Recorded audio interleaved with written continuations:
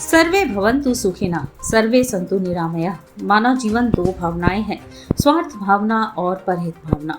स्वार्थ भावना मनुष्य के हृदय को संकीर्ण और निम्न स्तर का बना देता है, लेकिन परहित की भावना मनुष्य के हृदय को उज्जवल कर विशाल बना देती है।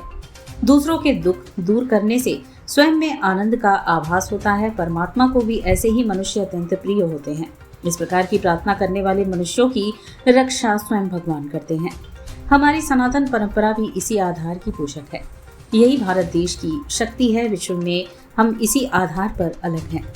उक्त विचार संपूर्णानंद संस्कृत विश्वविद्यालय वाराणसी के 67वें स्थापना दिवस के शुभ अवसर पर इस संस्था एवं इंटरनेशनल चंद्रमौली चैरिटेबल ट्रस्ट के संयुक्त तत्वाधान में आयोजित हुआ। सनातन परंपरा और विश्वगुरु भारत विषय पर अंतर्राष्ट्रीय संगोष्ठी में महात्मा गांधी काशी विद्यापीठ के कुलपति प्रोफेसर आनंद कुमार त्यागी ने बतौर मुख्य अतिथि व्यक्त किया। सारस्वत अतिथि प्रोफेसर वांगचुक डीजे नेगी कुलपति ने कहा कि वासुदेव कुटुंबकम की अवधारणा विश्व एक परिवार है। वाक्यांश का विचार आज भी प्रासंगिक है, क्योंकि यह वैश्विक परिप्रेक्ष्य पर जोर देता है, व्यक्तिगत या पारिवारिक हितों पर सामूहिक भलाई को प्राथमिकता देता है।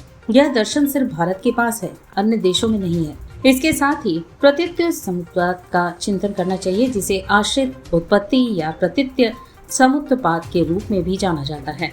बौद्ध दर्शन में एक मौलिक अवधारणा है।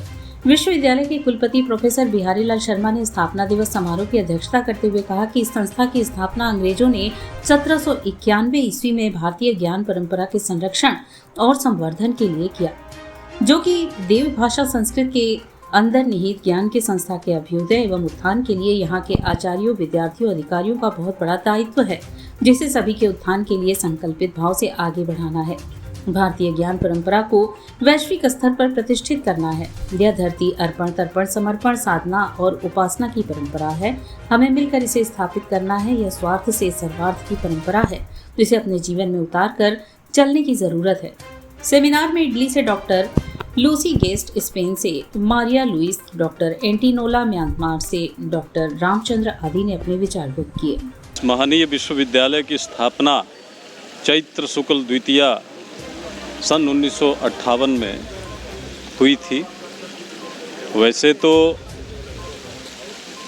हजारों वर्ष से देव भाषा संस्कृत का ये केंद्र रहा है, और उसी महत्ता को देखते हुए तत्कालीन अंग्रेज शासकों ने सन 1791 में इस मुख्य भवन की नींव रखी थी और इस महाविद्यालय का सरकारीकरण किया था।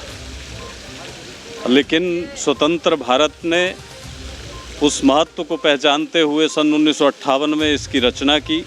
विधिवत ये संस्कृत का प्रथम विश्वविद्यालय बना देश का, और उसका आज स्थापना दिवस है।